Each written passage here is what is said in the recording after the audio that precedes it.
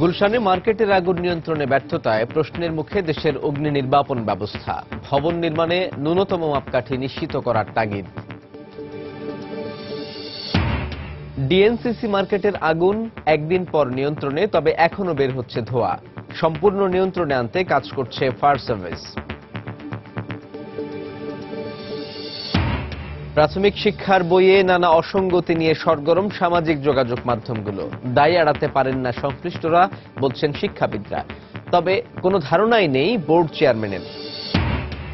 চামড়া ও চামড়াজাত পণ্যকে product of the year ঘোষণা ইতিবাচক, বলছেন অর্থনীতিবিদরা। সাভারে বরাদ্দ জমির মালিকানা বুঝে না পাওয়া সংকট উত্তরণে বাধা।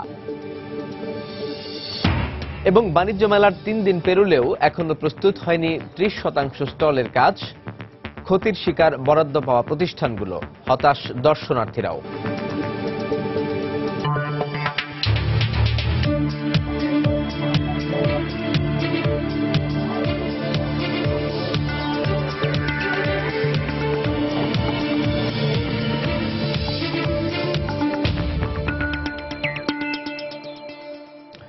দেখছিলেন শিরোনাম। আমন্ত্রণ জানাচ্ছি দেশ ও দেশের বাইরের অর্থ বাণিজ্যের নানা খবর নিয়ে আমাদের নিয়মিত আয়োজন এই সময়ের বাণিজ্যে। আপনাদের সঙ্গে আছি সাজিদ রাজু। দর্শক, ডিএনসিসি মার্কেটের মতো একটি বাণিজ্যিক ভবনের আগুন নিয়ন্ত্রণের ব্যর্থতায় প্রশ্নের মুখে পড়েছে দেশের অগ্নি নির্বাপন ব্যবস্থা। সংশ্লিষ্টরা বলছেন, আপদ মোকাবেলার জন্য প্রয়োজনীয় জনবল কিংবা প্রযুক্তি কোনোটি নেই সেবা সংস্থাগুলোর। বিশেষজ্ঞরা বলছেন, এমন অবস্থায় নগরের সঙ্গে সংশ্লিষ্ট প্রতিষ্ঠানগুলোর মধ্যে সমন্বয় করা সম্ভব না হলে বড় দুর্যোগ মোকাবেলা করা অসম্ভব হয়ে পড়বে। আজহার লিমনের রিপোর্ট। দর্শক, এই রিপোর্টটি আপনাদের একটু পরে দেখাচ্ছি। আমরা এইমাত্র জেনেছি যে গণভবনে ভিডিও কনফারেন্সের মাধ্যমে doctor Wazed research and training ইনস্টিটিউটের 10 তলা ভবন এবং 1000 আসন বিশিষ্ট 10 তলা ছাত্রী হলের ভিত্তিপ্রস্তর স্থাপন এবং জঙ্গিবাদ ও সন্ত্রাস বিরোধী উন্নয়ন সংক্রান্ত বিষয় নিয়ে রংপুর বিভাগের বিভিন্ন পর্যায়ের মানুষের সাথে ভিডিও কনফারেন্স করবেন প্রধানমন্ত্রী। তিনি এখন কথা বলছেন। আমরা সরাসরি চলে যাব সেখানে। এবং নানা রকম এলাকার লোকদের বিভিন্ন কর্মসংস্থান ব্যবস্থার জন্য বিশেষ করে মেয়েদেরকে বিভিন্ন ট্রেডে ট্রেনিং দেওয়ার ব্যবস্থা করা হয়েছে। এখানে আমাদের যেমন গার্মেন্টস শিল্প থেকে শুরু করে সবাই ওখানে ট্রেনিং নিয়ে কাজ করে। আজকে আমরা এই বিশ্ববিদ্যালয় তৈরি হওয়ার পর ইতিমধ্যে ওখানে প্রশাসনিক ভবন, ছাত্র হল, ছাত্রী হল, শিক্ষক ডরমেটরি, অফিসার ডরমেটরি, উপাচার্যের অফিস এবং বাসভবন, লাইব্রেরি, কেন্দ্রীয় মসজিদ সবকিছু ইতিমধ্যে করা হয়েছে। কিন্তু আস্তে আস্তে ছাত্রছাত্রীর সংখ্যা বাড়ছে, আর বিশেষ করে ছাত্রীর সংখ্যা এখন আমাদের সমপরিমাণ, যে কারণে আমরা সবসময় এটা ইতিমধ্যে আমার নির্দেশ আছে যে প্রত্যেকটা প্রতিষ্ঠানে যখন ছাত্র এবং ছাত্রীদের হল করা হয়, আগে যেমন করা হতো ছাত্রীর জন্য কম ভাষণ, এই প্রস্তাবটাও যখন একনেকে আসে, ওটা ছিল মাত্র 600 আসনের, আমি এটাকে 1000 আসনের করে দেই। কারণ আমরা আশা করি যে ওখানে আমাদের ছাত্রী সংখ্যা আরো বাড়বে। আর সেই সাথে সাথে আমরা সায়েন্সের উপরে সবসময় গুরুত্ব দিই। আর গবেষণা এটা একান্তভাবে প্রয়োজন। শিক্ষার মান উন্নত করতে হলে গবেষণার দিকে বেশি নজর দিতে হবে, যে কারণে আমরা এই গবেষণা ইনস্টিটিউটও প্রতিষ্ঠা করার পথে পদক্ষেপ নিয়েছি। Kazi international research and training institute, এই ভবনটাও আমি মনে করি আমাদের শিক্ষার মান উন্নয়নের দিকে বিশেষভাবে অবদান রাখবে। আমাদের এই কথা সবসময় মনে রাখতে হবে, জাতির পিতা বঙ্গবন্ধু শেখ মুজিবুর রহমানের নেতৃত্বে আমরা স্বাধীনতা পেয়েছি। এই স্বাধীনতা হঠাৎ করে একদিন আসেনি, কারণ তিনি দীর্ঘ জীবন বাংলাদেশের মানুষের ভাগ্য পরিবর্তনের জন্য সংগ্রাম করেছেন। এবং এই বাংলাদেশের যারা শোষিত বঞ্চিত মানুষ, ক্ষুধার্ত মানুষ, গৃহহারা মানুষ, শিক্ষার আলো থেকে বঞ্চিত, চিকিৎসা সেবা থেকে বঞ্চিত, সেই সকল মানুষের অধিকার আদায়ের কথা বলতে যে বারবার তিনি কারাবরণ করেছেন, অত্যাচার সহ্য করেছেন, নির্যাতন সহ্য করেছেন। তার ওই জনগণের কথা বলতে যে যখনই তাদের ন্যায্য অধিকারের কথা বলছেন তখনই তার বিরুদ্ধে মামলা দেওয়া হয়েছে। একের পর এক মামলায় তিনি তাকে নানাভাবে অত্যাচার করা হয়েছে। তারপরেও জনগণের কথা তিনি বলেছেন এবং মানুষকে স্বাধীনতার চেতনায় উদ্বুদ্ধ করে তারই ডাকে সাড়া দিয়ে বাংলাদেশের মানুষ মহান মুক্তিযুদ্ধ করে যুদ্ধে বিজয় অর্জন করে স্বাধীনতা নিয়ে এসেছে। আজকের দিনে আমি জাতির পিতার প্রতি শ্রদ্ধা জানাই। মহান মুক্তিযুদ্ধে যারা জীবন দিয়েছে, শাহাদত বরণ করেছেন, সেই 30 লক্ষ শহীদ, তাদের প্রতি শ্রদ্ধা জানাই। 2 লক্ষ মা বোনের প্রতি আমি শ্রদ্ধা জানাই, যাদের অবদানে আমরা স্বাধীনতা অর্জন করেছি। আমরা মহান মুক্তিযুদ্ধে বিজয় অর্জন করেছি, আমরা বিজয়ী জাতি। জাতির পিতার স্বপ্ন ছিল বাংলাদেশকে ক্ষুধামুক্ত, দারিদ্র্যমুক্ত বাংলাদেশ হিসেবে গড়ে তুলবেন। একটা যুদ্ধ বিধ্বস্ত দেশের ক্ষমতা তিনি নিয়েছিলেন। একটা বিধ্বস্ত বাংলাদেশকে গড়ে তুলে যখন অর্থনৈতিক উন্নয়নের পথে দেশ পা বাড়ায়, তখনই 75-15 আগস্ট জাতির পিতাকে নির্মমভাবে হত্যা করা হয়। এই হত্যাকাণ্ডের পর থেকে আমরা দেখেছি হত্যাকু ষড়যন্ত্রের মাধ্যমে অবৈধভাবে সংবিধান লঙ্ঘন করে ক্ষমতা দখলে পালা। এই সংবিধান লঙ্ঘন করে একের পর এক ক্ষমতায় যারা এসেছিল, যেহেতু তারা ক্ষমতা উপর থেকে দখল করেছে, মাটি আর মানুষের কথা কখনোই তারা চিন্তা করেনি বা তাদের ভাগ্য পরিবর্তনের জন্য কোনো কাজ করেনি, বরং নিজেদের ভাগ্য গড়ায় ব্যস্ত ছিল। আর তাদের ভাগ্যে গড়ার সাথে যারা সম্পর্কিত এবং যাদেরকে দিয়ে তাদের ক্ষমতাটা টিকে থাকতে পারবে, তাদেরকে একটা এলিট শ্রেণী তারা তৈরি করেছে। কিন্তু বাংলাদেশের মানুষ আসলে শোষিত বঞ্চিতই ছিল। 21 বছর পর আওয়ামী লীগ সরকার গঠন করে। 21 বছর পর ক্ষমতা এসে আমরাই এদেশের মানুষের সার্বিক কল্যাণে বিভিন্ন কর্মসূচি হাতে নেই। বাংলাদেশকে খাদ্য স্বয়ংসম্পূর্ণ করা, দেশের উৎপাদন বৃদ্ধি করা, সেই সাথে সাথে বিদ্যুৎ উৎপাদন থেকে শুরু করে শিক্ষা, সকল স্তরে যাতে শিক্ষা পৌঁছে যায়, শিক্ষার আলোটা ঘরে ঘরে পৌঁছে দেওয়া, এটাও আমাদের একটা লক্ষ্য ছিল। 96 সালে আমরা একটা সিদ্ধান্ত নিয়েছিলাম যে বাংলাদেশকে আমরা নিরক্ষরতা মুক্ত করব। সেভাবে কর্মসূচি আমরা বাস্তবায়ন করি। একটার পর একটা জেলা ধরে আমরা এভাবে নিরক্ষরতা মুক্ত বাংলাদেশ গড়ার কর্মসূচি বাস্তবায়ন করতে থাকি। বাংলাদেশের মানুষের ভিতরে একটা আস্থা, বিশ্বাস আমরা সৃষ্টি করি। কিন্তু আমাদের দুর্ভাগ্য যে 5 বছর ক্ষমতা থাকার পর যখন আমরা ক্ষমতা হস্তান্তর করি, পরবর্তী নির্বাচনে যেখানে ষড়যন্ত্রের শিকার আমরা হই, আমরা ক্ষমতা আসতে পারিনি। কিন্তু আমরা তারপরে এসে দেখি যে যেখানে আমরা সাক্ষরতার হার 45 ভাগ থেকে 65.5 ভাগে উন্নীত করেছিলাম, সেই সাক্ষরতা হার 8 বছরে কমে আবার সেই 44-45 ভাগে নেমে যায়। আমরা যে শিক্ষা মান উন্নয়নের জন্য বিভিন্ন কর্মসূচি হাতে নিই, সেগুলিও একে একে বন্ধ হয়ে যায়। সামাজিক নিরাপত্তামূলক কর্মসূচিগুলিও স্থবির হয়ে যায়। বিদ্যুৎ উৎপাদন 1600 মেগাওয়াট থেকে আমরা 4300 মেগাওয়াটে উন্নীত করি, সেটা কমে 3200 মেগাওয়াটে নেমে আসে। এভাবে প্রত্যেকটা ক্ষেত্রে যে সব ক্ষেত্রে আমরা অগ্রযাত্রা শুরু করেছিলাম, যেমন খাদ্য নিরাপত্তা, আমরা খাদ্য উৎপাদন করে বাংলাদেশকে খাদ্যে স্বয়ংসম্পূর্ণ করেছিলাম। 40 লক্ষ মেট্রিক টন খাদ্য ঘাটতি নিয়ে যাত্রা শুরু করি। কিন্তু আমরা যখন 2001 সালে ক্ষমতা আমাদের শেষ হয়ে যায়, আমরা যখন ক্ষমতা হস্তান্তর করি, তখন 26 লক্ষ মেট্রিক টন উদ্বৃত্ত খাদ্য আমরা রেখে আসি। দুর্ভাগ্য যে 8 বছর পর যখন ক্ষমতা আসি, দেখি আবার বাংলাদেশ খাদ্য ঘাটতি দেশ, 30 লক্ষ মেট্রিক টন খাদ্য ঘাটতি। এমনকি মূল্যস্ফীতি 2001 সালে আমরা 1.9 ভাগ মূল্যস্ফীতি রেখে এসেছিলাম। আর 2008-এ যখন সরকারে আসি, তখন 10-11 ভাগ মূল্যস্ফীতি। এমনি একটা পরিস্থিতির মধ্যে আমাদের ক্ষমতা নিতে হয়। 8 বছর পরে আবার আমরা ফিরে আসি, আবার আমরা বিভিন্ন উদ্যোগ নিই। আজকে আমি এটুকু বলতে পারি যে এই রংপুর বিভাগ, যেটা একটা মঙ্গাপ্রবণ এলাকা ছিল, আওয়ামী লীগের এই 8 বছরে ওই অঞ্চলের মানুষ মঙ্গা শব্দটা ভুলে গেছে। এখন আর আল্লাহর রহমতে কোনো মঙ্গা নাই। আমরা যোগাযোগ ব্যবস্থা উন্নয়ন করি। আমরা প্রথমবার যখন সরকার আসি, যমুনা নদীর উপর বঙ্গবন্ধু ব্রিজ করে দিই, যেটা ওই অঞ্চলের মানুষের যোগাযোগ ব্যবস্থার সুবিধা হয়, উৎপাদিত পণ্য বাজারজাত করার সুযোগ সৃষ্টি হয়, মানুষের কর্মসংস্থান ব্যবস্থা হয়। আমরা ন্যাশনাল সার্ভিসের মাধ্যমে ট্রেনিং দিই এবং কর্মসংস্থান ব্যবস্থা করি। এবং কোন কোন এলাকা, অনেক দুর্গম এলাকায় আমি নিজে গেছি, দেখেছি কঙ্কালসার হাড্ডিসার মানুষ।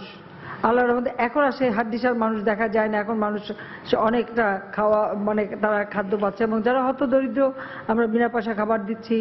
তাছাড়া আমাদের বয়স্ক ভাতা, বিধবা ভাতা, মুক্তিযোদ্ধাদের ভাতা, প্রতিবন্ধীদের ভাতা, এই ভাতা দিয়ে আমরা মানুষকে সাহায্য করছি। নানাভাবে আমাদের সামাজিক নিরাপত্তা বেষ্টনী আমরা সৃষ্টি করেছি। কমিউনিটি ক্লিনিক করে দিয়েছি, যেখানে বিনা পয়সায় 30 প্রকার ঔষধ পাচ্ছে মানুষ, চিকিৎসা পাচ্ছে। বিনা পয়সা আমরা বই বিতরণ করছি। আজকে বাবা মাকে আর ছেলে মেয়েদের বই কিনে দিতে হয় না। বিশেষ করে প্রি প্রাইমারি থেকে মাধ্যমিক পর্যন্ত বিনা পয়সা আমরা বই দিচ্ছি, আমরা স্টাইপেন্ড দিচ্ছি। এবং সেই সাথে এখন আমরা আরেকটা পদক্ষেপ নিয়েছি, সেটা হলো আমাদের ছেলেমেয়েরা যারা উচ্চ শিক্ষা নিতে চায়, তাদের জন্য আমরা স্কলারশিপের ব্যবস্থা করেছি। প্রধানমন্ত্রী শিক্ষা সহায়তা ট্রাস্ট ফান্ড করে দিয়েছি, যে ফান্ডের মাধ্যমে তারা বৃত্তি পাবে, উচ্চশিক্ষায় শিক্ষিত হবে, দেশে বিদেশে যেখানেই তারা পড়াশোনা করার সুযোগ পায় সেটা যাতে তারা করতে পারে। বিভিন্ন দেশে স্কলারশিপ পাওয়া যাচ্ছে, যারা আমরা তাদেরকে পাঠাতে পারি, আমাদের ছেলে মেয়েদেরকে তারা উচ্চশিক্ষা নিয়ে আসতে পারে। সেভাবে আমরা শিক্ষাকে গুরুত্ব এই জন্য দেই। আমি নিজে বিশ্বাস করি যে আমি যদি দারিদ্র্যমুক্ত বাংলাদেশ গড়তে চাই তাহলে আমার শিক্ষিত জনগোষ্ঠী দরকার, কারণ শিক্ষিত জনগোষ্ঠী ছাড়া কখনো একটা দেশ দারিদ্র্যমুক্ত হতে পারে না। সেদিকে লক্ষ্য রেখেই আমরা বিভিন্ন পদক্ষেপ নিচ্ছি এবং আমাদের সিদ্ধান্ত প্রতি জেলায় অন্তত একটা করে বিশ্ববিদ্যালয় হবে, কোথাও সরকারি অথবা বেসরকারি উদ্যোগে। কারণ বেসরকারি উদ্যোক্তা যারা তারা যখন আসেন আমরা তাদেরকে এক একটা জেলা ধরিয়ে দিই যে এই জেলায় আপনি একটা বিশ্ববিদ্যালয় করেন, অর্থাৎ ঘরের খেয়ে ছেলেমেয়েরা পড়াশোনা করবে, মানুষের মতো মানুষ হবে। এখানে যারা শিক্ষার্থী আছেন এবং বিশেষ করে আমাদের শিক্ষক সম্প্রদায় আছেন তাদেরকে একটা অনুরোধ আমি করব, আমাদের ছেলেমেয়েরা লেখাপড়া শিখবে, মানুষের মতো মানুষ হবে। বাংলাদেশকে আমরা আজকে যেমন আন্তর্জাতিক পর্যায়ে উন্নয়নের রোল মডেল হিসেবে প্রতিষ্ঠা করেছি, এর ধারাবাহিকতা বজায় রাখতে হবে। আর এই বজায় রাখতে হলে আজকে এখন আমাদের যারা শিক্ষার্থী তাদেরকেই তো আগামী দিনে এদেশে কর্ণধার হতে হবে, কাজে তাদেরকে সেইভাবে শিক্ষা নিতে হবে এবং শিক্ষা গ্রহণ করে মানুষের মতো মানুষ হতে হবে। কিন্তু একটা বিষয় সকলকে সচেতন থাকতে হবে, সেটা হচ্ছে জঙ্গিবাদ সন্ত্রাস, এর হাত থেকে আমাদের ছাত্র সমাজকে মুক্ত রাখতে হবে। কোনো মতেই যেন এই জঙ্গিবাদ সন্ত্রাস এখানে যেন কোনো রকম দানা বাঁধতে না পারে।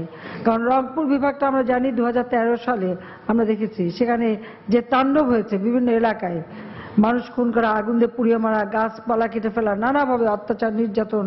এরপর আবার 2014 সালে বিএনপি জামাত জোট মিলে এবং তারাই আসলে জঙ্গির ভূমিকায় নেমেছিল, বাসে আগুন, ট্রেনে আগুন, বিভিন্নভাবে আগুন দিয়ে পুড়িয়ে পুড়িয়ে মানুষ তারা হত্যা করেছে, এমনকি পুলিশ হত্যা করেছে, বিভিন্ন জায়গায় এই ধরনের ঘটনা তারা ঘটিয়েছে।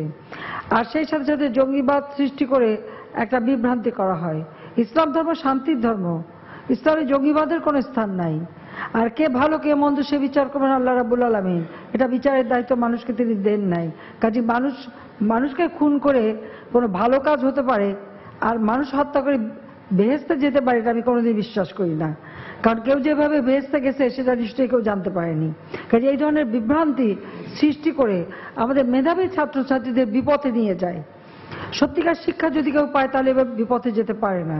তো এভাবে আমাদের শিক্ষক, অভিভাবক, শিক্ষার্থী সকলকে এবং এমনকি কর্মচারী সবাইকে কিন্তু সচেতন থাকতে হবে যে আমরা বাংলাদেশটাকে দক্ষিণে এসে একটি শান্তিপূর্ণ দেশ হিসেবে প্রতিষ্ঠা করতে চাই।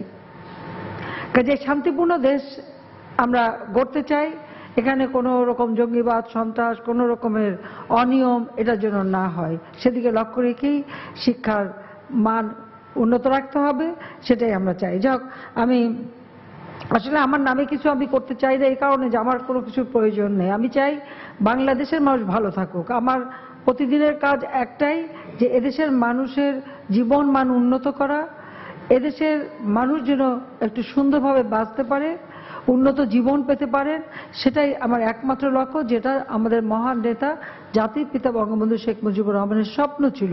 তিনি সবসময় কথাই বলতেন যে বাংলার মানুষ যেন অন্ন পায়, বস্ত্র পায়, শিক্ষা পায় এবং উন্নত জীবন পায়। তো সেই উন্নত জীবন দেওয়াটাই আমার লক্ষ্য। এখানে আমি কি পেলাম না পেলাম সেটা নিয়ে আমি কোনোদিন চিন্তা করি না, বা আমাদের পরিবারের সদস্যরাও চিন্তা করে না। আমাদের একটাই চিন্তা, বাংলাদেশের মানুষ কিভাবে ভালো থাকবে। ডিজিটাল বাংলাদেশ ঘোষণা দিয়েছিলাম, আজকে আমরা ডিজিটাল বাংলাদেশ প্রতিষ্ঠা করেছি। সেই সুযোগটা মানুষ পাচ্ছে, কর্মসংস্থানের সৃষ্টি হচ্ছে।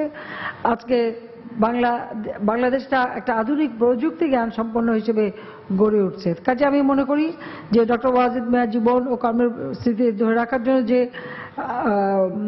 আপনারা international research and training institute করেছেন, এটা একটা মানসম্মত প্রতিষ্ঠান হিসেবে গড়ে উঠবে, সেটাই আমি আশা করি। আমি আপনাদের সবাইকে অভিনন্দন জানিয়ে আমি এই ভবনের ভিত্তিপ্রস্তর স্থাপন করছি। আর একটা 1000 আসন বিশিষ্ট যে মেয়েদের হল, সেটারও আমরা ভিত্তিপ্রস্তর স্থাপন করছি।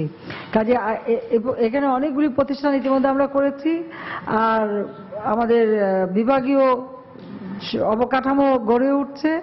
কাজে এই রংপুর বিভাগ, আমি মনে করি যে একসময় যেটা মঙ্গা এলাকা ছিল, এই বিভাগটাই এখন আস্তে আস্তে খাদ্য থেকে শুরু করে সার্বিক উন্নয়নে সব থেকে একটা সমৃদ্ধশালী বিভাগ হিসেবে গড়ে উঠবে। এবং এই বিশ্ববিদ্যালয় অবশ্যই আমি বিশ্বাস করি যে আমাদের ছাত্রছাত্রী শিক্ষার্থী সকলে পড়াশোনা করবে এবং আন্তর্জাতিক মানের একটা প্রতিষ্ঠান হিসেবে বেগম রোকেয়া বিশ্ববিদ্যালয় গড়ে উঠবে। কারণ বেগম রোকেয়াই আমাদের পথ দেখিয়েছিলেন, তিনি আমাদের মেয়েদের শিক্ষার আলো আমাদের ভিতরে জ্বালিয়েছিলেন। কাজী তার নামেই এই বিশ্ববিদ্যালয়, কাজী সেই নামের মর্যাদা আমাদের সকলকে দিতে হবে। গণভবনে ভিডিও কনফারেন্সের মাধ্যমে doctor Wazed research and training ইনস্টিটিউটের 10তলা ভবন এবং 1000 আসন বিশিষ্ট 10তলা ছাত্রী হলের ভিত্তিপ্রস্তর স্থাপন এবং জঙ্গিবাদ ও সন্ত্রাস বিরোধী উন্নয়ন সংক্রান্ত বিভিন্ন বিষয় নিয়ে রংপুর বিভাগের মানুষের সাথে ভিডিও কনফারেন্সের মাধ্যমে কথা বলছিলেন প্রধানমন্ত্রী শেখ হাসিনা। আমরা সরাসরি যুক্ত ছিলাম সেখানে। দর্শক, এর আগের যে রিপোর্টটি আপনাদের দেখাতে চেয়েছিলাম রাশেদ লিমনের, সেই রিপোর্টটিতে ফিরছি। ডিএনসিসি মার্কেটের মতো একটি বাণিজ্যিক ভবনের আগুন নিয়ন্ত্রণে ব্যর্থতায় প্রশ্নের মুখে পড়েছে দেশের অগ্নি নির্বাপন ব্যবস্থা। সংশ্লিষ্টরা বলছেন, আপদ মোকাবিলার জন্য প্রয়োজনীয় জনবল কিংবা প্রযুক্তি কোনোটিই নেই সেবা সংস্থাগুলোর। বিশেষজ্ঞরা বলছেন, এমন অবস্থায় নগরের সঙ্গে সংশ্লিষ্ট প্রতিষ্ঠানগুলোর মধ্যে সমন্বয় করা সম্ভব না হলে বড় দুর্যোগ মোকাবেলা করা অসম্ভব হয়ে পড়বে। আজহার লিমনের রিপোর্ট। রাজধানীতে সংগঠিত অগ্নিকাণ্ডের সর্বশেষ চিত্র এটি, যে আগুন নিয়ন্ত্রণে আনতে সংশ্লিষ্ট সংস্থার সময় লেগেছে 16 ঘন্টারও বেশি। কিন্তু কেন এই ভয়াবহতা? বিশেষজ্ঞরা বলছেন, প্রযুক্তিগত সীমাবদ্ধতা থেকে শুরু করে নগরীর ভালো মন্দে নিয়োজিতদের দায়িত্ব অবহেলা কোনোটিই বাদ পড়েনি এ অগ্নিকাণ্ডে লেলিহান শিখার নিয়ামক হতে। ভবন ধসের যখন ঘটেই গেল, তখন এর নিচে যে দাহ্য বস্তু আছে সেগুলো তো আর পানির সেখানে আর পৌঁছাবে না। তা সেটা যতক্ষণ পুড়ে শেষ না হয় ততক্ষণ পর্যন্ত কিন্তু আগুন দফায় দফায় জ্বলতে থাকবে। এই মার্কেটগুলো একটা সামরিক আদেশের মাধ্যমে আমরা সিটি কর্পোরেশনকে হ্যান্ড ওভার করি। উদ্দেশ্য ছিল তারা এগুলো আরো মেনটেন করবে, আরো ইমপ্রুভ করবে, ভবিষ্যতে আরো এটাকে উন্নতভাবে ডেভেলপ করবে। কিন্তু সিটি কর্পোরেশন মার্কেটগুলোকে আর ভাঙে নাই, বরং তারা ওই যে যারা ওখানে ছিল ওখানে উপরে দোতলা করে বসছে। ফায়ার সার্ভিসের গাড়িতে যে পানি থাকে সেটা সজোরে যদি অগ্নিকাণ্ডের উপরে নিক্ষেপ করা হয় তাহলে 7 থেকে 10 মিনিটে কিন্তু এক একটা গাড়ি শেষ হয়ে যাওয়ার কথা। তাছাড়াও এত গাড়ির প্রয়োজন হয় না যদি এখানে পানির উৎস থাকে। বিদেশে গেলে আপনি দেখবেন ঢাকা শহরে ছিল, এই গুলশান বনানী তো শুরুতে ছিল, ধানমন্ডিতে ছিল, কিন্তু সবগুলো হাইড্রেন্ট বন্ধ করে দেওয়া হয়েছে। কিন্তু নগর পরিকল্পনাবিদদের মত, সবথেকে গুরুত্বপূর্ণ সংস্থাগুলোর মধ্যে সমন্বয় সাধন। এখন তো একটি জায়গায় আগুন লেগেছে, আর্থকুয়েকের পরে আগুন লাগবে সমগ্র ঢাকা শহর হবে আগ্নেয়গিরি। তার জন্য কি আমরা প্রস্তুত? আমরা বের হতে যদি চাই তাহলে আমাদের সবাই মিলে কাজ করতে হবে। ঢাকা শহরের সবচেয়ে বড় প্রবলেম হলো কারুর সাথে কারু যোগাযোগ নাই। ঢাকা শহরের মালিক হচ্ছে প্রায় 54টি প্রতিষ্ঠান। এছাড়া দুর্যোগ মোকাবেলায় কার্যকর গবেষণা, জনসচেতনতা বৃদ্ধি সহ স্টেক হোল্ডারদের সমন্বয়ে আলাদা একটি ক্রাইসিস ম্যানেজমেন্ট কাউন্সিল গঠনের দাবি জানিয়েছেন সংশ্লিষ্টরা। আজহার লিমন, সময় সংবাদ, ঢাকা। এদিকে প্রায় একদিন পর নিয়ন্ত্রণে এসেছে গুলশান 1 নম্বরের ডিএনসিসি মার্কেটের ভয়াবহ আগুন। তবে এখনো ধোঁয়া বের হচ্ছে ভেতর থেকে। সম্পূর্ণ নিয়ন্ত্রণে আনতে কাজ করে যাচ্ছে ফায়ার সার্ভিস। ঘটনাস্থল পরিদর্শন করে মেয়র আনিসুল হক জানিয়েছেন, শর্ট সার্কিট থেকে আগুনের সূত্রপাত বলে প্রাথমিকভাবে ধারণা করা হচ্ছে। ফায়ার সার্ভিসের ধীরগতির কারণেই আগুন দ্রুত ছড়িয়ে পড়েছে বলে অভিযোগ মার্কেটের ব্যবসায়ীদের। ফায়ার সার্ভিস বলছে, মার্কেটে পর্যাপ্ত অগ্নি নির্বাপন ব্যবস্থা ছিল না। সোমবার রাত 2টা, চারদিক নিস্তব্ধ, অনেকেই গভীর ঘুমে আচ্ছন্ন। এমন সময় গুলশানের ডিএনসিসি মার্কেটের 2য় তলায় সূত্রপাত ভয়াবহ এই অগ্নিকাণ্ডের। প্রত্যক্ষদর্শীরা জানায়, মুহূর্তের মধ্যেই আগুনের লেলিহান শিখা ছড়িয়ে পড়ে আশপাশের দোকানগুলোতে। খবর পেয়ে ঘটনাস্থলে ছুটে আসে ফায়ার সার্ভিস। প্রথমে 4টি, পরে আরও 15টি ইউনিট নিয়ে নিয়ন্ত্রণের চেষ্টা চালায় তারা। রাত পেরিয়ে দিন, আবার দিন পেরিয়ে রাত, নিয়ন্ত্রণে নিরন্তর প্রচেষ্টা চালাতে থাকে ফায়ার সার্ভিস কর্মীরা। এক পর্যায়ে আগুন নিয়ন্ত্রণে আসলেও মার্কেটের একাংশ ধসে পড়ায় ভেতর থেকে বের হতে থাকে প্রচন্ড ধোঁয়া। রাত 2:40 সময় আমি খবর পাইছি যে আগুন লাগবে, আসে দেখিতে ভেঙে পড়ে গেছে, কিছু বার করতে পারি না। আমার সামনে ধাও ধাও করে আমার দোকানটা পুড়ে গেল। এখানে এদের এত কিছু বলার পরেও এরা পানির সোর্স পাচ্ছে না। আধা ঘন্টা আগে দেখে আসছি যে না আমার দোকান আগুন লাগে না, এখন গিয়ে দেখি দাও দাও করে চলতেছে। ব্যবসায়ী নেতাদের অভিযোগ, ফায়ার সার্ভিসের ধীরগতির কারণেই ব্যাপক ক্ষতির মুখে পড়েছেন তারা। তারা এর ভিতরে ঢুকতেই পারে নাই, মিন্স তারা ওই ভিতরে গিয়েছে দেখবো, লাইট নাই তাদের কাছে। একটা জিনিস আমি রিকোয়েস্ট করতেছি, আপনি আমার ফায়ার ব্রিগেড পাঠান, উনি সেটা করলেন না, মাত্র 2টা ফায়ার ব্রিগেড পাঠাইলেন। এখন যেহেতু আপনারা আসছেন চ্যানেল, এখন সবাই সাহায্য দিচ্ছে। তবে ফায়ার সার্ভিস কর্তৃপক্ষ বলছে মার্কেটে পর্যাপ্ত অগ্নিনির্বাপন ব্যবস্থা না থাকায় আগুন নিয়ন্ত্রণে আনতে সময় লেগেছে তাদের। মার্কেটে যে ফায়ার সিস্টেম ছিল এটা কিন্তু মডার্ন ছিল না, এটা আধুনিকরণ ছিল না। এটাকে আমরা অনেকবার বলেছি মার্কেট সমিতিকে ইমপ্রুভ করার জন্য, কোনো হাইড্রেন সিস্টেম ছিল না এখানে। আমরা সব দিকেই আমরা খেয়াল করি, আমরা ইনকোয়ারি করবো আসলে কি হয়েছে এখানে। এদিকে শর্ট সার্কিট থেকে আগুন লাগতে পারে মন্তব্য করে উত্তরের মেয়র আনিসুল হক জানিয়েছেন, কিভাবে আগুন লেগেছে তদন্তের পরেই তা বিস্তারিত জানা যাবে। বিভিন্ন রকমের আইডিয়া করছি, কেউ ইলেকট্রিসিটিতে লেগেছে বলছে, কেউ অন্য কোনো ভাবে লাগতে পারে, তবে স্বাভাবিকভাবে মনে হয় যে এটা ইলেকট্রিসিটির আগুন। এইখানে কোনো নাশকতা না থাকার পসিবিলিটি 99%। ঘটনা তদন্তে 5 সদস্যের তদন্ত কমিটি গঠন করেছে ফায়ার সার্ভিস। জুনায়েদ আল হাবিব, সময় সংবাদ, ঢাকা। দর্শক, এই মুহূর্তে আগুনে ক্ষতিগ্রস্ত ডিএনসিসির মার্কেটের সামনে আছেন সহকর্মী খান মোহাম্মদ রুমেল। আমরা সরাসরি যাচ্ছি তার কাছে। রুমেল, আপনি হয়তো দেখছেন যে ভবনের ভেতর থেকে আমরা দেখছি যে ধোঁয়া বের হচ্ছে, যদিও ফায়ার সার্ভিস বলছে যে সেটি হচ্ছে তারা উত্তপ্ত ভবনে আগুন পানি ছেটাচ্ছেন বলেই সেখান থেকে ধোঁয়া বের হচ্ছে। কিন্তু এই মার্কেটের ভিতরে আপনি হয়তো দেখছেন যে এই মুহূর্তে যতদূর আমরা দেখতে পাচ্ছি সেখানে ফায়ার সার্ভিস কর্মীরা কাজ করছেন এবং সেখান থেকে এখনো পর্যন্ত ধোঁয়াচ্ছন্ন হয়ে আছে পুরো মার্কেটের ভিতরটা। এবং এরই মধ্যে এই ধোঁয়াচ্ছন্ন অবস্থার মধ্যে ফায়ার সার্ভিস কর্মীরা একদিকে কাজ করছেন, অপরদিকে যেসব দোকানের কিছু মালামাল এখনো অক্ষত রয়েছে, আমরা দেখেছি যে বিভিন্ন দোকানের মালিকরা সেই সব মালামালগুলো তারা বের করে নিয়ে আসার চেষ্টা করছেন। তারা ভিতরে যাচ্ছেন, তারা তাদের যে দোকানটি ছিল মার্কেটের ভিতরে সেটি সর্বশেষ কি অবস্থা সেগুলো তারা দেখার চেষ্টা করছেন। এবং কিছুক্ষণ আগে আমি এখানকার যারা দোকান মালিকরা আছেন তাদের কয়েকজনের সঙ্গে আমার কথা হয়েছিল, তো তারা যে দাবি জানিয়েছেন তারা বলছেন যে এই গুলশান ডিএনসিসি মার্কেটের দুটি অংশ, একটি হচ্ছে পাকা মার্কেট, আরেকটি হচ্ছে আপনার কাঁচা বাজার। তো যেটি হচ্ছে কাঁচা বাজার অংশটি, সেই অংশটি কিন্তু সম্পূর্ণ ধসে গেছে, আর পাকা মার্কেটেরও আপনার পিছনের দিকের একটি অংশ ধসে গেছে, কিন্তু সামনের দিকের অংশগুলো কিন্তু অক্ষত রয়েছে। তো দোকান মালিকরা বলছেন যে যে দোকানগুলো এখনো পর্যন্ত অক্ষত রয়েছে সেগুলো যেন দ্রুত সংস্কার করে তাদেরকে আবারও মার্কেট চালু করার সুযোগ দেওয়া হয়, যারা তাদের যে ব্যবসায়িক যে ক্ষতি হয়েছে সেই ক্ষতিটি তারা পুষিয়ে নিতে পারেন, সেরকম কথা তারা বলছেন। এবং আমরা দেখছি যে কালকে বিকাল থেকেই যেই দোকান মালিকরা তাদের যে দোকানের ভিতরে সব পণ্য ছিল, যেসব মালামাল ছিল সেগুলো তারা বের করে নিয়ে আসছিলেন, তো আজকেও সেই একই অবস্থা এখনো পর্যন্ত চলছে। দোকান মালিকরা তাদের মালামাল এখান থেকে বের করে নিয়ে আসছেন এবং আমরা দেখেছি যে দোকানের ভিতর থেকে শুধু মালামাল না, একজনকে আমরা পেয়েছিলাম যিনি তার যে ক্যাশ বাক্সটি ছিল সেই দোকানের ভিতরে সেখান থেকে পুড়ে যাওয়ার টাকা এরকম উদ্ধার করে নিয়ে আসছেন। তো এরকম অনেক মানবিক গল্প আমরা এখানে দেখছি, এরকম অনেক হতাশার কথা আমরা দোকান মালিকদের কাছ থেকে শুনছি। তারা বলছেন যে এই গুলশানের মতো এই জায়গায় এখানে একটি দোকান চালু করতে গেলে প্রচুর টাকার প্রয়োজন হয়, তো তারা তাদের সর্বস্ব বিনিয়োগ করেছিলেন এই একটি দোকানের পেছনে। তো এখন যেহেতু দোকানগুলো সম্পূর্ণ পুড়ে গেছে, তো তারা পথে বসে গেছে এমনটাই দোকান মালিকরা দাবি করছেন এবং তারা সেজন্য তারা অনুরোধ জানিয়েছেন, তারা আহ্বান জানিয়েছেন যেন যে অংশগুলো এখনো পর্যন্ত অক্ষত রয়েছে সেই জায়গায় যেন সেই দোকানগুলো যেন তাদেরকে চালু করে দেওয়া হয়, সেই রকম দাবি তারা জানাচ্ছেন। এবং তারা বারবার বলছেন যে যদি তাদেরকে এই দোকানটি অবিলম্বে চালু করার সুযোগ দেওয়া হয় তাহলে হয়তো তারা তাদের যে ক্ষতি সেটা হয়তো কিছুটা পুষিয়ে নিতে পারবেন। তারা বলছেন যে মার্কেট যতদিন বন্ধ থাকবে তাদের ক্ষতির পরিমাণ আস্তে আস্তে আরোই বাড়বে। তো সেজন্য তারা এই দাবিটা জানাচ্ছেন যে যে অংশ এখনো পর্যন্ত অক্ষত রয়েছে সেটি যেন আবার মার্কেট চালু করার মতো উপযোগী করে দেওয়া হয়। তো গুলশানের ডিএনসিসি মার্কেট থেকে আমার কাছে এখন পর্যন্ত এই ছিল সবশেষ খবর। রাজু, ডিএনসিসি মার্কেটের লাগা আগুনের সবশেষ খবর জানাচ্ছিলেন সহকর্মী খান মোহাম্মদ রুমেল।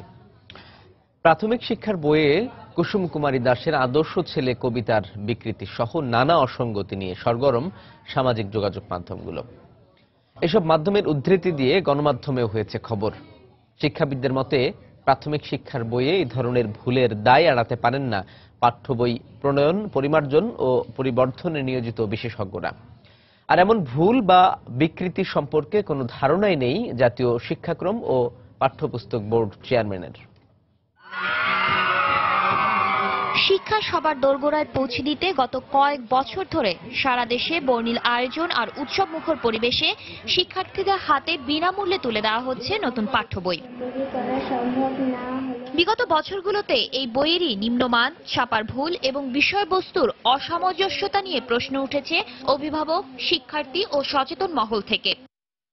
এবছর শিক্ষার্থীরা বই হাতে পাবার পর প্রাথমিকের বেশ কয়েকটি বিষয়বস্তুর ভুল নিয়ে সরব হয়ে ওঠে নানা সামাজিক যোগাযোগ মাধ্যম। প্রথম শ্রেণীর বইয়ে ওতে ওড়না তোলপাড় ফেলে দেয়, চলে পোস্টের পর পোস্ট। তৃতীয় শ্রেণীর আদর্শ ছেলে কবিতায় বেশ কয়েকটি বিকৃতি চিহ্নিত করা এ পোস্টটি নিয়ে শুধু যোগাযোগ মাধ্যমেই না, নানা গণমাধ্যমেও সংবাদ হয়েছে। আলোচনায় এসেছে পাঠ্য বইয়ের আরো বেশ কিছু ভুল। শিক্ষাবিদরা মনে করেন দেশের ভবিষ্যৎ শিশুদের গড়ে তুলতে এ ধরনের ভুল কারো কাম্য নয়। যারা করেছে তাদের দায়, কোনো সন্দেহ নেই। আর ত্রুটিমুক্ত হতে হবে, সোজা কথা এক বাক্যে সংশোধন করতে হবে। এদিকে জাতীয় শিক্ষাক্রম ও পাঠ্যপুস্তক বোর্ড চেয়ারম্যান এটাকে ত্রুটি হিসেবে উল্লেখ করলেন। আপনার এই মাধ্যমে আমি জানার পরে আমি অবশ্যই সেই যারা এই প্রক্রিয়ার সাথে জড়িত ছিলেন সেটা আমি দেখব এবং ভবিষ্যতে যার যতটুকু দায়িত্ব আছে এবং দায়িত্ব অবহেলা যদি থাকে সেই বিধিসম্মতভাবেই সেই ব্যবস্থাটা হবে। এই অভিযোগের বিরুদ্ধে ব্যবস্থা নেবার আশ্বাস তার। সেটা আমি। শাতিলা শারমিন, সময় সংবাদ, ঢাকা। চলতি বছর চামড়া ও চামড়াজাত পণ্যকে অগ্রাধিকার দিয়ে প্রোডাক্ট অব দ্য ইয়ার ঘোষণা করা হয়েছে। সরকারের এই ঘোষণাকে ইতিবাচক উল্লেখ করে অর্থনীতিবিদরা বলছেন, বাজার সক্ষমতা বাড়াতে পরিবেশসম্মত উপায়েই হতে হবে চামড়াজাত পণ্যের উৎপাদন। আর ট্যানারি মালিকরা বলছেন, এই শিল্পের চলমান সংকট উত্তরণের পথে অন্যতম বাধা সাভারের নতুন শিল্পনগরীতে বরাদ্দ দেয়া জমির মালিকানা এখনো বুঝে না পাওয়া। কামরুল হাসান সবুজের রিপোর্ট। রপ্তানি আয় ও কর্মসংস্থান উভয় ক্ষেত্রেই দেশের অর্থনীতিতে দ্বিতীয় অবস্থানে চামড়া শিল্প। তবে নানা চড়াই উতরাই অতিক্রম করা এই শিল্পের প্রাপ্তি প্রত্যাশার তুলনায় অনেকটাই কম। এমন পরিস্থিতিতেই চলতি বছরের জন্য প্রোডাক্ট অব দ্য ইয়ার ঘোষণা করা হয়েছে চামড়া ও চামড়াজাত পণ্যকে। চামড়া ও পাদুকা সহ চামড়াজাত পণ্যকে প্রোডাক্ট অব দ্য ইয়ার হিসাবে ঘোষণা করছি।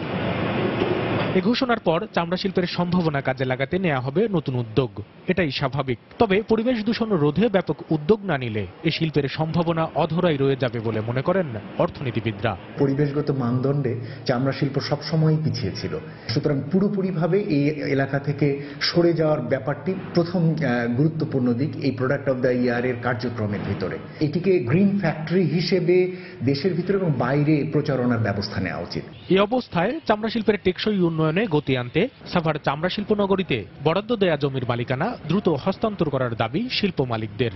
আমার আশা বিসিক শিল্পনগরীর যে জমি আমাদের বরাদ্দ হয়েছে সেই জমিটা তাড়াতাড়ি বুঝে পাবো। বুঝে পেলে এইটাই আমরা ব্যাংকে মর্টগেজ দিয়ে স্বল্প সুদে একটা যদি দীর্ঘমেয়াদী ঋণ পেতে পারি, তাহলে লেদার সেক্টরটাকে আমরা আগামী দিনের যে ভিশন আছে সেই ভিশনটা সাকসেসফুল করতে পারবো। এই শিল্পপণ্যের বাজার সম্প্রসারণে সরকারের তৎপরতা আরো বাড়ানো দরকার বলেও মনে করেন তারা।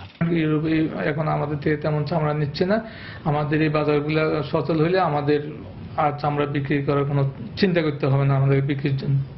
চামড়া ও চামড়াজাত পণ্যকে প্রোডাক্ট অব দ্য ইয়ার ঘোষণার মাধ্যমে চামড়া শিল্পের টেকসই বিকাশে যে বিশেষ পদক্ষেপ নেওয়া হয়েছে তার বাস্তবায়নের শুরুতেই দরকার ট্যানারি স্থানান্তরে সরকার ও মালিক পক্ষের আরও আন্তরিকতা, এমনটাই মত বিশ্লেষকদের। সেই সঙ্গে বাজার সম্প্রসারণে ইপিবিকে এখনই হাতে নিতে হবে নতুন নতুন কর্মকৌশল। কামরুল হাসান সবুজ, সময় সংবাদ, ঢাকা। রাজধানীর আগারগাঁওয়ে বঙ্গবন্ধু আন্তর্জাতিক সম্মেলন কেন্দ্রে অনুষ্ঠিত আন্তর্জাতিক বাণিজ্য মেলায় উদ্বোধন অনুষ্ঠানে রপ্তানি ট্রফি পেয়েছে মন্ট্রেমস লিমিটেড। যৌথভাবে অনুষ্ঠানের আয়োজন করে বাণিজ্য মন্ত্রণালয় ও রপ্তানি উন্নয়ন ব্যুরো ইপিবি 2013-14 অর্থ বছরে প্যাকেজিং ও অ্যাক্সেসরিজ পণ্য খাতে স্বর্ণ পদক দেয়া হয় মন্ট্রেমস লিমিটেডকে। অনুষ্ঠানে প্রধান অতিথি প্রধানমন্ত্রী শেখ হাসিনার কাছ থেকে ট্রফি গ্রহণ করেন প্রতিষ্ঠানটির ব্যবস্থাপনা পরিচালক আব্দুল মোমিন মণ্ডল। ঢাকা আন্তর্জাতিক বাণিজ্য মেলার 3 দিন পেরুলেও প্রস্তুত হয়নি 30% স্টলের কাজ। বিশেষ করে বিদেশি প্যাভিলিয়ন ও স্টলগুলোর বেশিরভাগ কাজই বাকি। এজন্য ভিসা জটিলতা ও পণ্য ছাড়ে দেরি হওয়াকে দায়ী করছেন স্টল মালিকরা। এতে স্টল বরাদ্দ পাওয়া প্রতিষ্ঠান যেমন ক্ষতির শিকার হচ্ছেন, তেমনি হতাশ দর্শনার্থীরাও। প্রতি বছরই বাড়ছে ঢাকা আন্তর্জাতিক বাণিজ্য মেলার পরিসর। যুক্তরাষ্ট্র, যুক্তরাজ্য, ভারত, পাকিস্তান, ইরান, তুরস্ক, সিঙ্গাপুর সহ 5টি মহাদেশের 21টি দেশ এবারের মেলায় অংশ নিচ্ছে। ভালো সাড়া পেয়ে প্রতিবেশী দেশগুলো থেকে অনেক প্রতিষ্ঠানই অংশ নিচ্ছে নিয়মিত। 192টি প্যাভিলিয়নের মধ্যে 48টি প্যাভিলিয়ন বিদেশি। তবে বিদেশি প্যাভিলিয়নের অধিকাংশ স্টলের কাজ এখনো প্রাথমিক পর্যায়ে রয়েছে।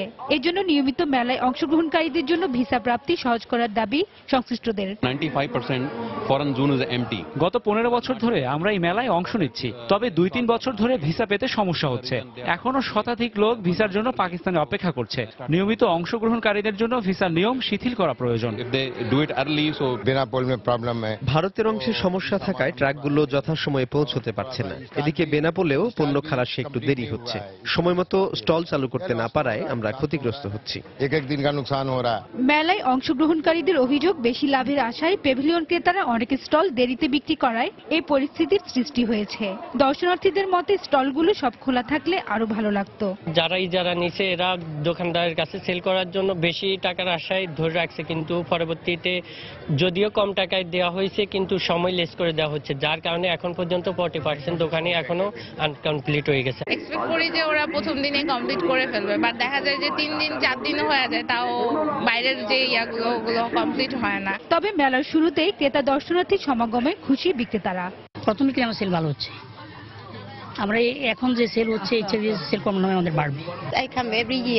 প্রতি বছরই এই মেলায় আসি, ভালো ব্যবসা হয়। এবারও আশা করছি ক্রেতা সমাগম ভালো হবে। মেলায় সার্বক্ষণিক পুলিশ টহলের পাশাপাশি সার্বিক পরিস্থিতি পর্যবেক্ষণে স্থাপন করা হয়েছে 140টি সিসিটিভি ক্যামেরা। হাজারে শিউলি, সময় সংবাদ, ঢাকা। রাজধানীর শেরেবাংলা নগরে চলছে 22তম ঢাকা আন্তর্জাতিক বাণিজ্য মেলা। এই মুহূর্তে মেলা প্রাঙ্গণে রয়েছেন সহকর্মী কামরুল হাসান সবুজ। যাচ্ছি তার কাছে। সবুজ। রাজু, ঢাকা আন্তর্জাতিক বাণিজ্য মেলা সকাল 10টার দিকে খুলে দেওয়া হয়েছে প্রবেশ গেট। তো সেই হিসেবে এখন কিন্তু প্রায় 1.5 ঘন্টার মতো মেলা চলছে।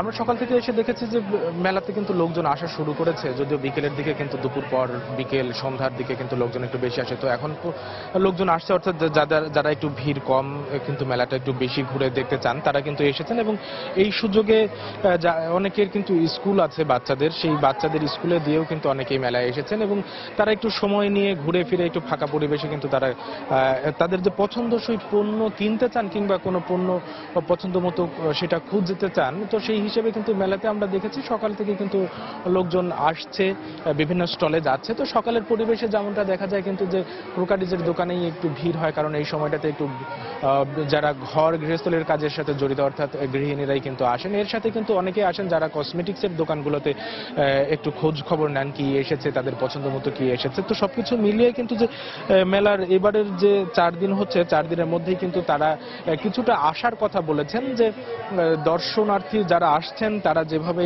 কিনছেন সেই হিসেবে মেলা মাসব্যাপী মেলাটা শেষ এদিকে গিয়ে হয়তো তারা তাদের যে প্রত্যাশা নিয়ে মেলাতে এসেছেন সেই মেলার প্রত্যাশা মতো হয়তো প্রাপ্তিটার একটু সামঞ্জস্য করতে পারবেন। তো সেই দিক থেকে আমরা এখানে যে এসে দেখেছি এবার কিন্তু এই মেলাতে আরেকটি জিনিস রাজু আমার বিশেষভাবে ভালো লেগেছে, সেটা মেলার যে স্টলগুলোর যে অবকাঠামোর ডিজাইন অর্থাৎ স্ট্রাকচারাল বিউটিটা কিন্তু এবার একটু বেশি ভালো লেগেছে। তো আমরা এখন একটি কসমেটিক্সের দোকানে আছি, রাজু আমরা একটি অর্নামেন্টের দোকানে আছি। তো সেখানে আমরা একজন বিক্রেতার সাথে একটু কথা বলে একটু জানার চেষ্টা করব তাদের আসলে এই মুহূর্তে এই 4 দিনে কি অবস্থা, কেমন দর্শনার্থী ক্রেতা কেমন আসছে? আছে মোটামুটি ভালোই বিক্রি চলছে, মোটামুটি সামনে আর হবে ইনশাল্লাহ আশা করা যায়। তো এখন যে পর্যায়ে আছে মেলা হিসেবে চলে আর কি। কোনো বিশেষ ছাড় কিংবা বিশেষ কোনো পণ্য আছে আপনাদের? আমাদের বিশেষ পণ্য আছে, জয়পুরি সেট আছে, জয়পুরি ইয়ারিং আছে। মূল্য ছাড় তেমন একটা নেই আমাদের মাঝে, 10% ডিসকাউন্ট আছে আর কি আমাদের। রাজু আমরা একজন বিক্রেতার সাথে কথা বলে যেটা জানলাম যে মেলা কিন্তু জমে উঠেছে তাদের প্রত্যাশা মতো এবং সামনের দিন আরো ভালো চলবে সেই প্রত্যাশাও কিন্তু তারা রাখছে। তো রাজু, এই ছিল ঢাকা আন্তর্জাতিক বাণিজ্য মেলা থেকে এই মুহূর্তে আমার কাছে সর্বশেষ খবর। ক্ষুদ্র উদ্যোক্তাদের অংশগ্রহণে রাজধানীর মতিঝিলে বিসিকের উদ্যোগে চলছে হেমন্ত মেলা। বিসিক থেকে প্রশিক্ষণপ্রাপ্ত উদ্যোক্তারা দেশের নানা প্রান্ত থেকে তাদের উৎপাদিত পণ্য নিয়ে মেলায় অংশ নিয়েছেন। শতভাগ দেশি এসব পণ্যে ক্রেতাদেরও আগ্রহের কমতি নেই। দেশের প্রধানতম বাণিজ্যিক এলাকা মতিঝিলে বাংলাদেশ ক্ষুদ্র ও কুটির শিল্প উন্নয়ন সংস্থা বিসিকের আয়োজনে 1 জানুয়ারি থেকে শুরু হয়েছে কুটির শিল্প সামগ্রী নিয়ে হেমন্ত মেলা। দেশের নানা প্রান্তের ক্ষুদ্র উদ্যোক্তারা তাদের পণ্য সামগ্রী নিয়ে অংশ নিয়েছেন মেলায়। ঐতিহ্যবাহী নকশি কাঁথা, হাতে তৈরি বাহারি ডিজাইনের রং বেরঙের পোশাক ছাড়াও প্রতিদিনের ব্যবহার্য পণ্যেও ছিল গ্রামীণ ঐতিহ্যের ছোঁয়া। দেশীয় ডিজাইনের এসব পণ্য আকৃষ্ট করেছে মেলায় আসা ক্রেতা দর্শনার্থীদের। সবগুলো কাপড় প্রোডাক্টই সুন্দর এবং আমি দু একটা দেখছি, ভালো লাগছে এবং আমি একটা বিছানার চাদরও কিনছি। থ্রি পিস নিয়েছি, কয়েকটা নিলাম। আমি একটা নিয়েছি, আমাদের সহপাঠী ওরা কয়েকজন 3টা নিয়েছে। মোটামুটি মান ভালো। বিসিকের মেলায় আমরা প্রতিবারই কিনি। মেলায় অংশ নেওয়া ক্ষুদ্র উদ্যোক্তারা জানান ক্রেতা চাহিদার কথা বিবেচনায় রেখে প্রতিনিয়ত ডিজাইনের পরিবর্তন আনা হচ্ছে। তবে মেলা এখনো জমে না উঠলেও 2-1 দিনের মধ্যে জমে উঠবে বলে আশাবাদী বিক্রেতারা। কে কেমন চাহিদার জিনিস চাচ্ছে, যখনই কাস্টমারের চাহিদা বুঝতে পারবো তখনই এগুলো আমরা আরো সুন্দর করে তৈরি করতে পারবো, তৈরি করে বাজারজাত করতে পারবো। ভালো সাড়া পাচ্ছি। আমাদের মূল উদ্দেশ্য আমরা দেশি জিনিসের উপর মানুষের কাছে পৌঁছে দেওয়া। থ্রি পিস এবং ওড়না, তারপরে হাউস হোল্ডের যত জিনিস আছে, পর্দা সবই আছে আমার এখানে। শাড়ি আছে, বাটিকের শাড়ি আছে। প্রতিদিন সকাল 9টা থেকে বিকেল 5টা পর্যন্ত মেলা খোলা থাকবে। শেষ হবে আগামী 5 জানুয়ারি। তানিম মেহেদি, সময় সংবাদ, ঢাকা। পণ্য কেনার সময় গ্রাহকরা ভ্যাট দিলেও অনিবন্ধিত অনেক প্রতিষ্ঠান সেই অর্থ রাষ্ট্রীয় কোষাগারে জমা দেয় না বলে অভিযোগ করেছেন কনজিউমার্স অ্যাসোসিয়েশন অব বাংলাদেশ ক্যাবের সভাপতি গোলাম রহমান। গতকাল রাজধানীর সেগুনবাগিচায় জাতীয় রাজস্ব ভবনে এক আলোচনা সভায় এই অভিযোগ করেন তিনি। এ সময় ভোক্তাদের স্বার্থে নিত্য প্রয়োজনীয় দ্রব্যের উপর ভ্যাট আরোপ না করতে সরকারের প্রতি আহ্বান জানান ক্যাবের সভাপতি। ব্যবসায়ীরা যাতে কোনোভাবেই ভ্যাট ফাঁকি দিতে না পারে সে ব্যাপারে রাজস্ব বোর্ড তৎপর রয়েছে বলে জানান এনবিআর চেয়ারম্যান নজিবুর রহমান। ছোট খাটো বড় নানা রকমের ব্যবসায়ী আছে, তারা কিন্তু ভ্যাট সংগ্রহ করছে কিন্তু সে জমাটা দিচ্ছে না। এইখানে জাতীয় রাজস্ব বোর্ড চিন্তা ভাবনা করতে পারে যাতে এই রেজিস্ট্রেশনের বাধ্যবাধকতার ফলে যে ভ্যাটটা জমা হচ্ছে না সেই ভ্যাটটা কিভাবে সরকারের ঘরে আনা যায়। আমরা তথ্যের জন্য অপেক্ষা করব না, আমরা আপনাদের কাছে যাব, গিয়ে সেটা সংগ্রহ করব। বাংলাদেশে একটা রাজস্ব বান্ধব সংস্কৃতি প্রতিষ্ঠা করব। এবছর আরো 7টি প্রতিষ্ঠানকে অর্থনৈতিক অঞ্চল ঘোষণা করার পরিকল্পনা রয়েছে অর্থনৈতিক অঞ্চল কর্তৃপক্ষ বেজার। গতকাল রাজধানীর কারওয়ান বাজারে বেজার সম্মেলন কক্ষে দেশের দ্বিতীয় বেসরকারি প্রতিষ্ঠান হিসেবে আব্দুল মোনেম অর্থনৈতিক অঞ্চলকে পূর্ণাঙ্গ সনদ প্রদান অনুষ্ঠানে একথা বলেন বেজার নির্বাহী চেয়ারম্যান পবন চৌধুরী। এ সময় তিনি আরো বলেন, বেসরকারি খাতকে এগিয়ে নিতে সব ধরনের সহায়তা প্রদান করবে বাংলাদেশ অর্থনৈতিক অঞ্চল কর্তৃপক্ষ বেজা। ইতিমধ্যে 10টি প্রতিষ্ঠানকে 13টি বেসরকারি অর্থনৈতিক অঞ্চল প্রতিষ্ঠা করার প্রাক যোগ্যতা সনদ প্রদান করেছে বেজা। এর আগে পূর্ণাঙ্গ অর্থনৈতিক অঞ্চল হিসেবে সনদ পায় মেঘনা অর্থনৈতিক অঞ্চল। দেখার মতো, গর্ব করার মতো একটা প্রাইভেট ইকোনমি যে মিশনটা নিয়ে কাজ করতেছে, সেখানে কিন্তু অলমোস্ট 99%ই তার কনসেন্ট্রেশন হচ্ছে আপনার এবং ডেডিকেশন হচ্ছে প্রাইভেট সেক্টরকে হেল্প করা। প্রায় 13টা প্রাইভেট ইকোনমিক জোনকে আমরা লাইসেন্স দিয়েছি, তার মধ্যে আজকে এই নববর্ষে আপনার আমরা দ্বিতীয় জোনকে আপনার ফাইনাল লাইসেন্স দিচ্ছি এবং এই বছর আমাদের আশা করি আমরা আরো 7টা লাইসেন্স দিতে পারবো প্রাইভেট সেক্টরের আপনার ইকোনমিক জোনকে। সংস্কারের অভাবে দিন দিন সৌন্দর্য হারিয়ে ফেলছে বান্দরবান জেলার প্রথম পর্যটন স্পট শৈলপ্রপাত। ফলে দিন দিন কমে যাচ্ছে দর্শনার্থীর সংখ্যা। শহর থেকে 7 কিলোমিটার দূরে 1991 সালে সবুজ পাহাড়ে ঘেরা এই শৈলপ্রপাতকে ঘিরে 5 একর জমির উপর গড়ে ওঠে পর্যটন কেন্দ্র। প্রকৃতির এই অপরূপ সৌন্দর্যকে দেখতে দূর দূরান্ত থেকে ছুটে আসেন পর্যটকরা। ঝর্ণার পানি ভিজে সকল ক্লান্তি ঝেড়ে ফেলেন অনেকে। তবে দীর্ঘদিন সংস্কারের অভাবে পিচ্ছিল হয়ে উঠেছে ঝর্ণার ধারার নিচের পাথরগুলো। এতে বেড়েছে দুর্ঘটনার ঝুঁকি। পাশাপাশি পর্যাপ্ত সুযোগ সুবিধা ও নিরাপত্তা ব্যবস্থা না থাকায় দিন দিন দর্শনার্থীর সংখ্যা কমে যাচ্ছে। এতে আর্থিকভাবে ক্ষতিগ্রস্ত হচ্ছেন পর্যটন ব্যবসার সাথে জড়িতরা। সংশ্লিষ্টদের মতে স্থানটি দ্রুত সংস্কার করা হলে একদিকে যেমন পর্যটক বাড়বে, তেমনি সরকারের লাখ লাখ টাকা রাজস্ব আয় হবে। নারায়ণগঞ্জের রূপগঞ্জ উপজেলায় যমুনা ব্যাংকের নতুন শাখার উদ্বোধন করা হয়েছে। গতকাল উপজেলার কাঞ্চন পৌরসভার কাঞ্চন বাজার এলাকায় হাজী আব্দুল হান্নান মার্কেটে শাখাটির উদ্বোধন করেন যমুনা ব্যাংক লিমিটেডের পরিচালনা পর্ষদের পরিচালক ও স্থানীয় সংসদ সদস্য গোলাম দস্তগীর গাজী বীর প্রতীক। অনুষ্ঠানে বিশেষ অতিথি হিসেবে উপস্থিত ছিলেন যমুনা ব্যাংক ফাউন্ডেশনের চেয়ারম্যান আলহাজ নূর মোহাম্মদ সহ ব্যাংকের ঊর্ধ্বতন কর্মকর্তারা।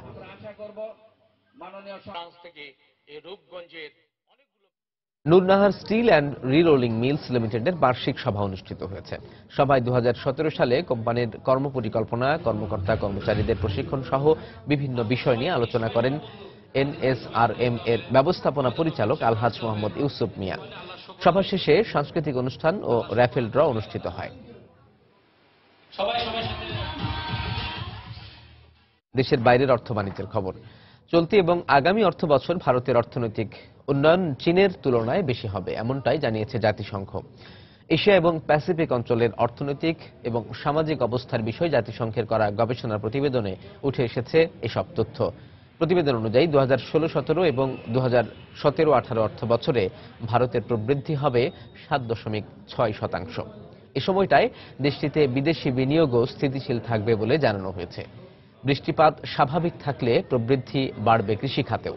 তবে রিপোর্টে বলা হয় এ সময়টায় চীনের প্রবৃদ্ধি হবে 6.4%, যা বেইজিং এর নির্ধারিত লক্ষ্যমাত্রার চেয়ে কম।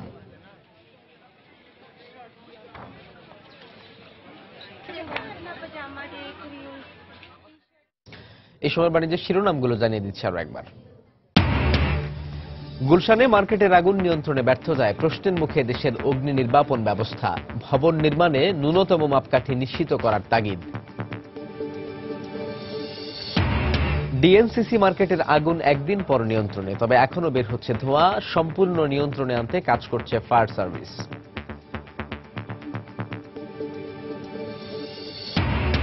প্রাথমিক শিক্ষার বইয়ে নানা অসঙ্গতি নিয়ে সরগরম সামাজিক যোগাযোগ মাধ্যমগুলো। দায় এড়াতে পারেন না সংশ্লিষ্টরা, বলছেন শিক্ষাবিদরা। কোনো ধারণাই নেই বোর্ড চেয়ারম্যানের। চামড়া ও চামড়াজাত পণ্যকে প্রোডাক্ট অব দ্য ইয়ার ঘোষণা ইতিবাচক, বলছেন অর্থনীতিবিদরা। সাভারে বরাদ্দ জমির মালিকানা বুঝে না পাওয়া সংকট উত্তরণে বাধা।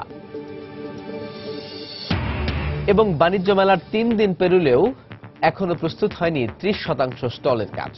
ক্ষতির শিকার বরাদ্দ পাওয়া প্রতিষ্ঠানগুলো, হতাশ দর্শনার্থীরাও। এই ছিল এ সময়ের বাণিজ্যে। যে কোনো খবর পেতে ভিজিট করুন সময়নিউজ.tv। সঙ্গে থাকুন সময়।